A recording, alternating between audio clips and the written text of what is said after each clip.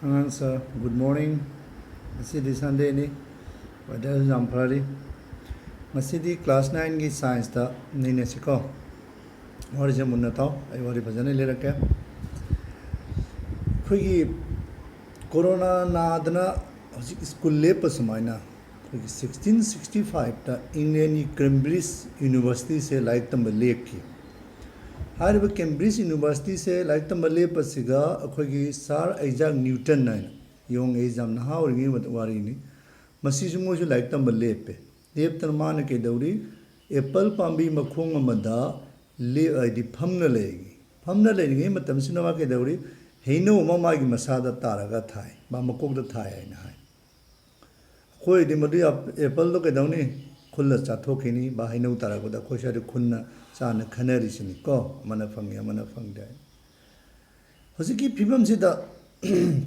Newton ने Apple से खुल्ला खनबा हो पायरगा मसी ऐगी मांग वंदसु तारकते चुमतिंग चुमना कोकता ला थारा मथलोमदसु पाइखतखिदे ऐगी कोक हक्चांग तारगा पाइथोकना जेलोमदसु तारकते ओइरोमदसु तारकते चब चुंगना तारय माना मदुइ मतमदो खनबा होरे मसिग पोट अमगति लैरे करि ओरमगने आंगांग सामदु चुमचिंगना तारैसिनादि मदु अखोइगी साराइजांग न्यूटन ना ग्रेविटेशन मा ग्रेविटी आइना माना ममिंग अमा थोलम्मी हाइबदी मसी से कोइना ग्रेविटेशन का मई लेबा बा ग्रेविटी है चैप्टर से नहीं ने से अंगांसा फर्स्ट आइना लाई हांगदो नखोइगी साइंस के लाई हांगदो है इना ग्रेविटेशन की चैप्टर लाई रे ग्रेविटेशन की चैप्टर से हाइरी व्हाट इज ग्रेविटेशन हाइना नंगाना खंग तारे ग्रेविटेशन हाइबदी ग्रेविटेशन है लारे ग्रेविटेशन हाइबदी पोसक ताइबंग पान द लेरिबा बा पृथ्वी की मथक से लेरिबा बा पृथ्वी लेमाय द लेरिबा पोसक सिंह से बा ताइबंग पाला लेरिबा पोसक सिंह से अमगा चिंगसिनै हाइरिबा चिंगसिनरेबा साफु अदुबु ग्रेविटेशन कवी जारनी को ग्रेविटेशन दी हाइरिबा ग्रेविटेशन की कैनोसिगा चिंगिनबगी साफु असिदा अखोगी मसी न्यूटन ना कदाइदगी होरखिबनोबा कलंबा लोनदगी होरखनो हाइतादि मसी अखोगी ग्रेविटेशन बा ग्रेविटी हाइरिसे कोई लैटिन वर्ड ग्रेविटास हाइबा अखोगी ग्रेविटास हाइबा हाइसिगे माना ग्रेविटी पुरखिबने हाइ मसीगी अर्थदि अखोगी हेवी अरुम्बा हाइबने ग्रेविटास हाइबा हाइदगी ग्रेविटी लाखिबने हाइ हजिलासी न्यूटन ना ग्रेविटेशन की कैनोसिगा ग्रेविटेशन से मान लो अमा पुथोमी मदुबु न्यूटन लॉ ऑफ ग्रेविटेशन बा यूनिवर्सल लॉ ऑफ ग्रेविटेशन है खंगने लॉ दुना करी हारमी नखोगी पेज नंबर 132 दुदा हांगदो मसिदा इरमे जंगो मान करी हारमी ताइबम पाल लैरिबा पोसक अनिखक करी हारी चिंगजिन्नै चिंगजनरिबा साफु असी मखोगी चिंगजनरिबा पोसक अनुदिगी मास की पुरीनबगा हथिंगना चांग चानै हाइबदी डायरेक्टली प्रोपोर्शन अमसुंग पोसक अनिदुगी अरापगी स्क्वायर गा इनवर्सली प्रोपोर्शन ओय हाइबदी ओना तैनना चांग चानै हैन हाइरमे अमसुंग पोसक अनिगी केंद्र सिंगु समझनरिबा लई ओइना साफुसी लई हारिबा फोर्स से सेंटर अनिगी मपासिगा सुमाना लई हाय जानि को हजिंग न्यूटन हारिमिबा लॉ सी करि हाइरि नंगना मु मैथमेटिकल अंक की मोंग दमु सादोक जाय मददि अखोनि कंसीडर तोरसी ए कौबा मफमदा मास m कौबा सुमाना अचो बॉल अमा लैरे सिगना मास m मचा कौबा m अपिक बॉल अमा b कौबा सिदा लैरे नखोगी लाइरिकदा मैथ्रोगी लाइरिकदा मसिगी रिलेशन से कनो सुम हामा होबदा सुमाना जाहोनरगा सुजाय मसि खदंग आइदि अननेसेसरी मथौ तादे खलि अलोइबदा दम जावरगदबनि जे जेंगसको हजि प्रूफ त लाओ अखोइना खंगी न्यूटन की फर्स्ट पार्ट हाइरमी मदुदी फोर्स मवानी चिंगसिनबगी साफु अनि साफु दो के दौरी मागी मासिंग पुरी नबगा एम गा सिगी एम्स गा पूरी नवा डायरेक्टली प्रोपोर्शन होए जेंगो नखोई डायरेक्टली प्रोपोर्शन नखोई लाइक इक्वल टू है नहीं सलामी मसी चुमदोगनवा होनो नखोई सेमदु मसी सोयरे यानी को second part Newton second part अमु करी हरामी मखोनी की चिंगसिनबगी साफु अदु इनवर्सली प्रोपोर्शन होय कनागा पोसक अनि दुगी आरापद हाइबदी पोसक अनि जे आराप डिस्टेंस से डी हैना लौरे मसीगी part F inversely proportional to the square of the distance हाइबगी फॉर्मूला से इनवर्स स्क्वायर रूल हैने सुलै मसी केपलर की प्लेनेटरी मोशन की अहम सुबर लो द बा रूल लुग जाओ मसी कोन से केपलर लॉ से ऐसे न्यूटन की चला के हजी इक्वेशन सी के पुंजन सी the F proportion symbol M Masih no M C के प्रॉब्लम लेबनी दोना स्मॉल लेटर एम जे सेमलू ने लाइक द प्रॉब्लम खरा लै मसी अदि मथंग दा डी स्क्वायर असिबो दी जा रे अखोइना हजी अखोइना प्रोपोर्शन सिंबल से इक्वल टू द ओंथोप जा तारदी इक्वल टू द तोहन गे हाय के तारदी अखोइना खंगी मदुदी कंस्टेंट नमो पुरक ना ऑप्शन ताई A equal to G capital letter E रे एम बाय डी स्क्वायर अति दी चप माने असी जी अचो सिमतने हाफ चले से अखोइना मसिबो यूनिवर्सल ग्रेविटेशनल कंस्टेंट कवी शॉर्ट फॉर्म नो यूजीसी ने निजंग यूनिवर्सल ग्रेविटेशनल कंस्टेंट यूजीसी है मसी की फॉर्मूला से करी कही अखोगी यूनिवर्सल लॉ ऑफ ग्रेविटेशन की फॉर्मूला है तारे और पोसर अनी दुगी मरकदा चिंगसिनरिबा साफुदो कयानो है तारे एफ से मसी एफ से पुथोप जाए मसी की फॉर्मूला से दुना न्यूटन की law universal law of gravitation से अंक की मरोंद यू बा अंक की फियम द इथुवादी मसी से जी से लेंगदब कंस्टेंट नी मा डेंसिटी मास वॉल्यूम हवा नुसित करीम मांगोद डिस्टर्ब होइदे जी की वैल्यू फिक्स होना कंस्टेंट होइना लई जानी को यूनिवर्सल मसी से अखोने जी की वैल्यू कमाय पुथोकनी अखोय अंक की मरोंद लागे जी से पुथोकय मतंग दो इतार अखोने डी स्क्वायर से क्रॉस मल्टीप्लिकेशन तौगिनी दोदी एफ डी स्क्वायर दोदी एम ग सिना एफ की मखा से लाकनी समाय तौदना क्रॉस मल्टीप्लिकेशन तौना थम्मे मसी पार्ट से मथौ तारो नखोई लाइक मसी हेंजन लान इरे असी दरकार और मथंगी पेज दा नंगी सी से जी सिंगल लेरगा एम ग से मखा द चखी गनी मथंग पेज दा लाओ पेज नंबर 134 दा लई चले जाने को G equal to F D square M into M G की अचौब जी कैपिटल लेटर जी सी की वैल्यू से सिगी पुथोप जान मसी यूनिट से जेंगो एम्स अखोई मास की यूनिट अखोई से केजी आना लौरे यदि केजी स्क्वायर होइनी एफ की यूनिट ना न्यूटन फोर्स की यूनिट से अपन न्यूटन आना पाए अमसुम डी की यूनिट ना मीटर्स डी स्क्वायर होता डी मीटर स्क्वायर अंदर नखोई यूनिट से न्यूटन मीटर स्क्वायर पर केजी स्क्वायर ने असिदा माइनस पिरम दे नखोई असी माइनस से फजे सेंग बिशल नत्रदी लानगनी मसी जी अचौब जी कैपिटल लेटर जी की वैल्यू से अखोइना अखोई की हेनरी कैवेंडिश कौब साइंटिस्ट ना 6.673 into 10 to the power minus 11 9 बुथोमी मखोई की यूनिट ट्री नसाई ले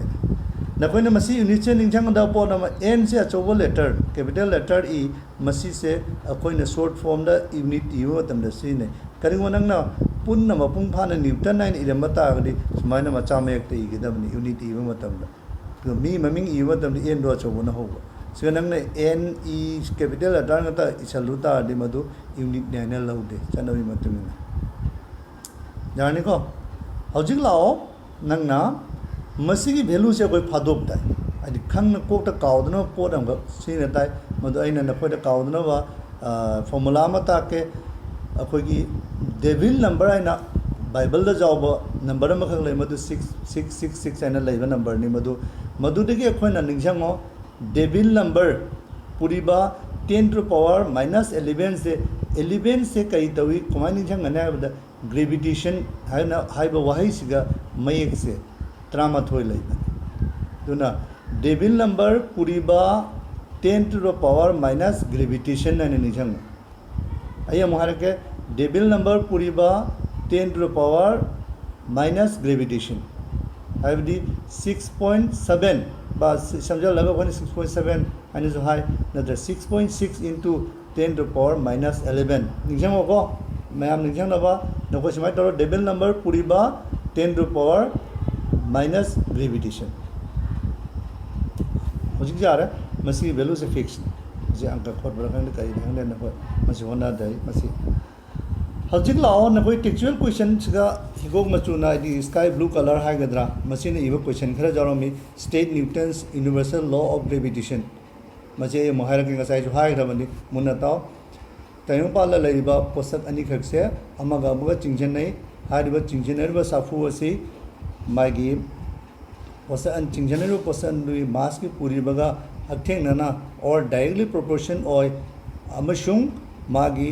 अरापगा डिस्टेंस स्क्वायर का इनवर्सली प्रोपोर्शन ओय मसीनी असगी आंसर सेकेंड क्वेश्चन द हारी अखोइन करी हारी फॉर्मूला आम इवा ग्रेविटेशनल फोर्स एफ की फॉर्मूला दो आदि एफ पुथोकीबा फॉर्मूला दो असिगा अंक की मरोन इरम हाइबनी अखोइन मदुगी आंसर कमाइन इरानी फगी एफ इक्वल टू जी अचौबा जी दो लेरे अदुगैदी एम बाय आर स्क्वायर हाइगनी करिगिनो क्वेश्चन जिदा हाइरमी पृथ्वी की मथक सिदा लैमाई सिदा पोट अमहक थम्बाय मदुगिदा चिंजनरिबा फोर्स तुगी कैमागी मैथमेटिकल फॉर्म दो इवाइमी अदुना मफम दुदा एफ टू दी फोर्स साफु लैरे एम अचौबुना पृथ्वी की मास लैरे एम मचादुना पोसक थम्मीबा पोसक तुगी मास लैरे अमसुंग कैनोना अखोइगी आर स्क्वायर दुना अखोइगी पृथ्वी की रेडियस नि मधुपुनो कंस्टेंट लेगनी मथंग गदन अखोइ फंगन मथंग लाओ यूनिवर्सल खोगी gravitation universal law of gravitation की मसे कानरिसे मसिना कानरिसे कइनो नखोइना पेज नंबर 144 दा मनिंगिदा क्वेश्चन नंबर 7 दा जाओगनी मसिना कानरिसे अखोगी पृथ्वी दा मियो बसिंग जाति सांगा फजन न थमिसे मसि खोगी मसि की कइनो सिनानी अदुई मथंग दना नंबर 2 दा जेमो नंबर 2 से सिगा लेरे पृथ्वी की अकोइबदा चलीबा खोंगचट हाइबदी नुमित की अकोइबदा अखोइ पृथ्वी न चलीबा अदैदी थाना अखोगी कनो पृथ्वी अकोइबदा चलीबा अदै मथंगदा अखोगी इथक समुद्र इथक कारिबा मसी सिंगसे कई दौरी यूनिवर्सल लॉ ऑफ ग्रेविटेशन की काना बनाने मसी परीक्षा लाई मा अनि की लाई ओय फजा फजा लो मथंगी टॉपिक सिना फ्री फॉल आदि निक्तम न ताबा मसी क्वेश्चन जाव नो मार्क अमा नत्र अनि की लाई what do you mean by free fall आने क्वेश्चन लाई बनी फ्री फॉल से हम अलाइव टॉपिक ने नखोइ मिचम चनो खंगनि नखोइ कोलम खक समाना कोलम से समाना लंगा थादो समाना अवांग अफम लगी लंगा लगा नंग थादा राय लौरो नत्रा तदि तारकलिबा पोसक अवांग मफम लगी नंग पोसक हो तारक पोसे कनाना आदि इनु अफगी पृथ्वी सिन मावंदा चिंजिनबगी शक्ति चिंजिनबगी साफु अमना मासे लेबाक ता लाइनि नत्रा दोइता दि तारकलिबा पोसक अमदा पृथ्वी की चिंजनबगी साफु नतना अतै साफु लैत्रबदी मधुबु अखोइना फ्री फॉल हाइना खंगनी बा मधुबु फ्री फॉल कवि कई कवि फ्री फॉल कवि जानी को मसी पेज नंबर नखोगी पेज नंबर 136 क्वेश्चन नंबर 1 निंगतम न तारक मसी निंगतम न तारक मसीगा अखोइना कैदौरी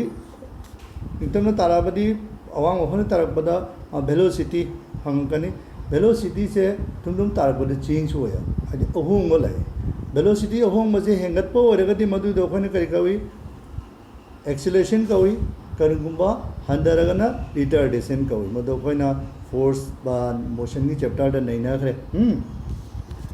मदु हजिक्ति करि हारि अखोइना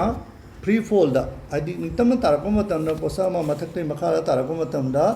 पोसक की वेलोसिटी अहोंग बनाय करिगिनो होंगिसे करिनो हाइदा पृथ्वी न चिंजिन बनने तोइदादि नितमना तारको पोसक अमदा पृथ्वी चिंजिन बना मागी वेलोसिटी होंगलबदी मदु एक्सेलरेशन ड्यू टू ग्रेविटी कवी ग्रेविटी है अर्थदी मसा ग्रेविटेशन का अमतनी पोसा अनि चिंजनबगी साफुदुनी बट पृथ्वी न चिंजलिबा साफु पृथ्वी न एनी पोटा चिंजलिबा साफुदु अखोइना ग्रेविटी है न कव यारेको अदर पृथ्वी में चिंगन मनी ना कोई ममिंग से एक्सेलरेशन ड्यू टू ग्रेविटी अबदी ग्रेविटी ना पोसा मदा थोन बा एक्सेलरेशन दुबो कोना एक्सेलरेशन ड्यू टू ग्रेविटी है ना कहो मसी अखोई जी मचा मसाने जी चौबो चखरे अंदर स्मॉल लेटर जी नि यारेको अखोइना मसी जी मचा सु कैलकुलेट तौना अखोई की अंक खोतना पुथोप जाय जी मचा से कमाय पुथोपने जेंगसे अखोइना न्यूटन की अनी सुबह लॉ निजंगो एक्सेलरेशन ड्यू टू ग्रेविटी से अखोने शॉर्ट फॉर्म दा है बजाय ए डी जी है ना एक्सेलरेशन ड्यू टू ग्रेविटी मसाय जी चौबोदना यू जी सी अदे जी मचा से ना ए डी जी नम निजंग नुवानबा अइन सेम डेफिनेशन नि आईडी शॉर्ट फॉर्म नि नखोय जुन निजन अमा होना अखोइना जी मचा की वैल्यू पुथोपनबा जी मचा की कैलकुलेशन मैथमेटिकल कैलकुलेशन तौगे हारगते हामदा अखोइना force equal to M A है अखोइना ममांग तौखिबा फोर्स मानाबा मास इनटू एक्सेलरेशन है फॉर्मूला दो निजन बता रहे मसी फॉर्मूला सु काउदनबा नखोइना अमखक तव जाय फादर फादर मांगलबा अंगांग बा फादर एम ए है निजंगो ऐसुम निजन नबनी फादर एम ए आई डी एफ फादर ए एम गिना मास आईडी ए दुना एक्सेलरेशन एम ए से अखोइना केदौनी हजिक मथक्तगी निकतमना तारको पोसा मददि अखोइना हसागी ए दुगी मौता एक्सेलरेशन ड्यू टू ग्रेविटी की जी दो मदु एक्सेलरेशन दो अखोगी मदु जी दो ओइना लौरगनी दुना मसा अखोइना सिगे इरे एम जी एने इरे यारिकोसा एम जी एने इरे हजिक एम जी एने इरो मतुंगना केदौनी अखोइ फर्स्ट दा अखोइना हामदा universal law of gravitation the F equal to G M M by D square formula निजंग तादी मदुगी F की मफम दुगा इन एम जी है ना इरे असीदी हाने फॉर्मूला दे जारे बस हौजिक लाओ एम से क्रॉस मल्टीप्लिकेशन की मखार जखे एम को कथन अरे कई तौनी G M by D square है ना लई मफम से एम से कई नो पृथ्वी की मास ने डी ना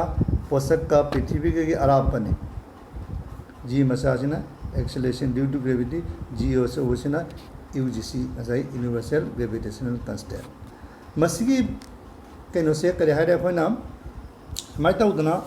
लापदगी अखोना जी की वैल्यू से पुथोए G M by R square है नखोइन खंगदब सिगी जी की वैल्यू से पृथ्वी मफम पुनोद मानदे मसीगी जी की वैल्यू से अखोना पृथ्वी मनाब भाई पृथ्वी की मथक से अखोना कदौरी जी की वैल्यू से जी मचा की वैल्यू से फिक्स होने कंस्टेंट होने अमुक थमजली बट मसागी जी अचौबदुदी इसिंग नुंसित जहां हमदसु चचनु जी अचौब वैल्यू दी फिक्स जी की वैल्यू से करी खेनाई नो अफम करी खेनाई मा आई हमका हारके कोई पृथ्वी की शेप से पृथ्वी मोंग से पूरा स्फेयर होइदे पूरा बोल माने पूरा कोइदे अखोइन मसी जेनुंगी मोंग हाइबदि हाइपेट इलिप्टिकल मफैदना खर सांगदुई मथक्तना खरा तेली कोई खुदम नंग जेंगो ग्राफ पेपर दा एक्स एक्सिस तुना सुमाय सुचन खरा पिक्चन बा वाई एक्सिस ना खरा सांगदोकपाने अदुगुम शेप ने जेनुंगी मोंग हाइटा जेनु मक्ति नंगो फदर खांगनबा हाइबनी मदु के दौरी से सेंटर ऑन द पृथ्वी की सेंटर ऑन द नकब तारदी के दौरी जी से दी सेंटर से कंद चिंजन बे हेले अदुना पृथ्वी कोई पोल है मथक थंबा मखा थंबा अखोई ग्लोब की मसगी सरुक चिंदा के दौरी नंगी जी की वैल्यू से वांगे पृथ्वी चिंजन हेनबना इक्वेटर है मफईरोम चथोप इक्वेटर है कंट्री मग लेबने इक्वेटर है नंगी वाई एक्सिस रोम चथोरप पृथ्वी से रेडियस पृथ्वी की रेडियस से दुगने सांग हेल मथक एक्स एक्सिस पृथ्वी की रेडियस से तेल इक्वेटर रोम कोई रेडियस सांगमिना सेंटर रोम चिंचनबगी साकू से माना खर ली जी की वैल्यू से पोल जामी पृथ्वी की इक्वेटर ली हजिक लाओ मसी फॉर्मूला से सिनरगा अखोई जी मचा की वैल्यू से पुथोक्सी नखोई सिगा लेरे जी की how to calculate G value G है मसीदसु नखोई जेंगो जी की वैल्यू अखोई ngasa हैबदो डेविल्स number 10 to the power minus 11 अखोई 10 to the power gravitation minus gravitation जे अइने मसिगा स्टार मार्क भी से कई ना ता मसिगी minus 11 से नखोई लाइक द मेट्रोन लाइक द सेंग सेंग दे मसी फजन इसलो अमसुंग मसी केजी से कई ओइनी इनवर्स है माइनस होगदबनी मसी माइनस पिरमदे नोय लाइक सेंगना उदे मास ती दुम पृथ्वी की मास के सुकाइदे रेडियस पिरमी मसी सिंगदी कंस्टेंट नि हौजिक लाओ g(m/r²) 6.7 into 10 to the power minus 11 value single sindo है अस्सी सिंदो है अस्सी सिंगल नकोई जुखांगनी स्क्वायर मसी कैलकुलेशन पार्ट से आई नकोई दमो वीडियो निना आई खरा जामना उठके कमाने ला आई नो हाइबदो नत्रगदी नकोई खंगबो वालगनी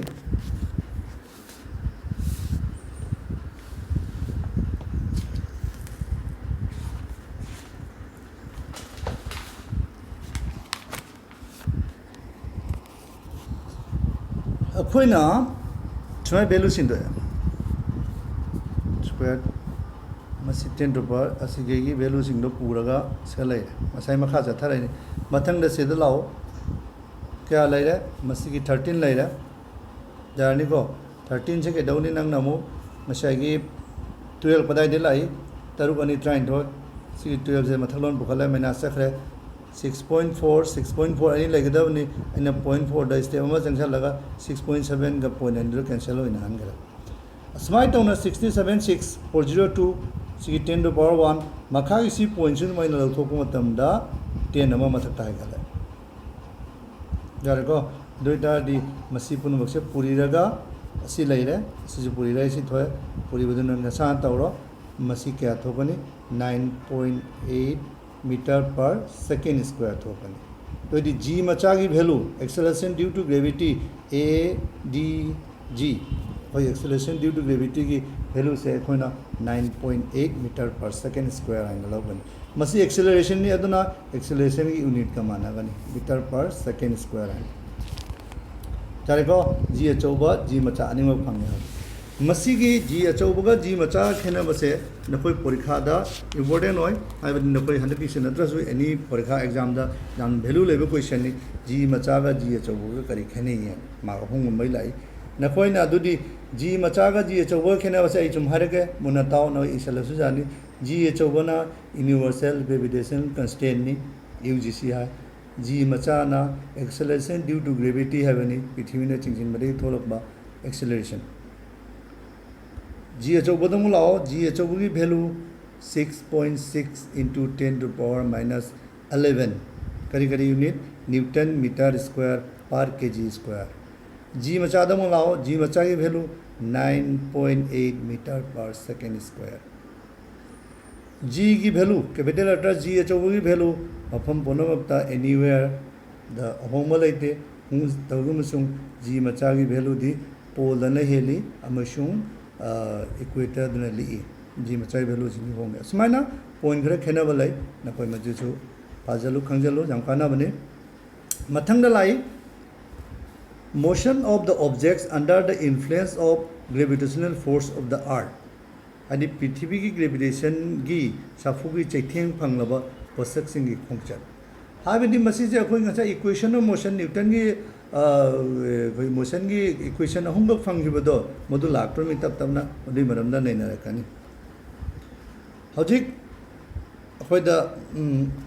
निंगतमना तारक बोसक मा मखोइना हाई कई दौरी एक्सेलरेशन थोई है को मसी एक्सेलरेशन सी मागी एक्सेलरेशन जे कई दौरी मास की मखा पोंदे पसक तो मास लिखबा चावबा मदुगी मखा पोंदे हाइबे acceleration due to gravity G से मास अचौब ओरसु मचा ओरसु मागी जी की वैल्यू दि चप माने दुना अखोइना लीनिंग टावर पिसा दे गैलीलियो आइना तौखिबा एक्सपेरिमेंट टू के दौरी नुंग मचा अमगा नुंग अचौब म थादरब मतमदा सब मानना तागी नखोई मतलाकी क्वेश्चन जरो खिनी मदुइदो करिगिनो हाइतादी मागी एक्सेलरेशन ड्यू टू ग्रेविटी से मास त डिपेंड तौदे मानो छिग वाली सुजावरी हौजिक लाओ अखोइना ngसागी मोशन द फंगनागिबा इक्वेशन हम द अखोइना हंदकी चैप्टर से ग्रेविटेशन दसु ओंथोपा जारे मदुदी v equal to u plus at आइना लेरम v सिना फाइनल वेलोसिटी अलोय वेलोसिटी u सिना होबो वेलोसिटी अमसुंग a सिना एक्सेलरेशन t सिना टाइम नैना मतम नैना लौरी मसी अखोइना ग्रेविटेशन चैप्टर ऑन द लाग मतम ददी a की मफम सिदा अखोइना g ngसागी acceleration due to gravity g मचा से ओंथोपनी तो इदि कई तौरे u plus gt है ना लागनी v equal to अहम equation v equal to u plus gt है ना लागने जाने को अंगांग मथंग द s distance अखोई की हान की Arap फुटोबोई formula ut plus half at square है ना लई मसी से अखोई ना मथक ते तारक बदने मथक ते तारक बदने तो उधर में ना मसी कोई height है ना अवांग में height h तो बा height and height नो ना h e i g h t height तो h है ना लौरो गनी s की मफहम दा ut जुम लई नी half at a की मफहम से अपना g है ना सिंधोनी half gt square आ गनी मथंगी question third last of the equation से ना करी हारी b square equal to u square plus twice as मसी की v square से सिद्धि दुम लाइनी final velocity u square initial velocity दुम लाइनी मसी दा twice as 2a से करी हुए नी अपना g ने सिल्ली s ने करी हुए नी h ने सिंधो बनी तो नौ इक्वेशन का ये ना fungi b square equal to u square plus twice gh ने फंगनी जाने को हौजिक मसागी चुमना सुम लंबी सोरो अटिंग द चलिंगे ददी मोशन ददी कोम कोममी अखोई की सुम मागी भी को लु ब्लाजेती असुम लेरमी हंदक की मतांग सिददी ngसागी अवांग मदगी फ्री फॉल बा तारक मतम सिदा के दौरी मसिदा g से पॉजिटिव अखोई की मागी वेलोसिटी से कोई पृथ्वी रोम दा तारक बा पृथ्वी रोम दा चंगसलक बो ओइरगदी मसि करी हाइना लौरे अखोई एक्सेलरेशन बा ngसागी g से करी लौनी मागी दो ओइरगदी खोंगचत की पॉजिटिव ओइना लौगनी तगुमसु अखोइना एक्सेलरेशन खोंगचत की मायोक तो ओइरबदी हाइबदी अखोइना पोषक अमा लंघटपा मतलो लंघटपा मतमदा मदुगी दुना माइनस ओइना फागने मधु जामना इंपोर्टेंट होय मसी चैप्टर सिदा मधु फाबा लालादि अंक लाले तारक पदना पॉजिटिव मत माइदि लेबा रोमदगी मतरोम चखत खिबदना नेगेटिव हाइना फागने हजिंग नखोय सिगा जावरी क्वेश्चन अनि खक सिगा सुनो इन जावरो में क्वेश्चन से सिगा लाई करी हारे में what do you mean by free fall अनि जावरी अमना what do you mean by acceleration due to gravity अनि Jawari ngасai su hai gre amu khai rake what do you mean by free fall hare di करीम पोसा मा अखोइना आंग मफम दगी तारक पदा तारक पोसा अमदा अखोइना पृथ्वी चिंगिनबगी साफू जावे करीम तारक लिबा पोसा अमदा पृथ्वी चिंगिनबगी साफू तना जावरबा साफू तमक जावरबा मदुबो अखोइना फ्री फॉल हाइना खंगने नंबर 2 दना what do you mean by acceleration due to gravity हारगना निंगतमना तारक बा पोषक बा फ्री फॉल हो पोसा अमदा पृथ्वी ने चिंगिनबदगी तारिक लेबा पोषक अदुदा अदुगी वेलोसिटी दा अहोंग बलाई मसिगी वेलोसिटी की अहोंग मसे कना तौनो पृथ्वी ने चिंगिनबदगी मसिबु एक्सेलरेशन ड्यू टू ग्रेविटी हाइना हाइ हाइबदी चमचम ना हाइबदा तारिक लेबा पोषक अमदा जारि नोइ सलु जानि के सुकादे तारिक लेबा पोषक अमदा पृथ्वी ने चिंगिनबदगी एक्सेलरेशन थोलबा मदु एक्सेलरेशन ड्यू टू ग्रेविटी हाइना कवी मसीगी वैल्यू दी 9.8 मीटर पर सेकेंड स्क्वायर नी मथंग दई टेक्चुअल क्वेश्चन ने नरकनी आंग सा खंगदो पार्ट सिंग हंगलौ नखोइदा ए के सुकाई दे फोन तरो सु जानी बाई व्हाट्सएप ते इरागा सु जानी दुगा मसी खंगदबदी जारोय मसी टॉपिक से अपर क्लासेस ते जाम भजन जावी ते ए मथंग द टेक्चुअल क्वेश्चन ने नरका थैंक यू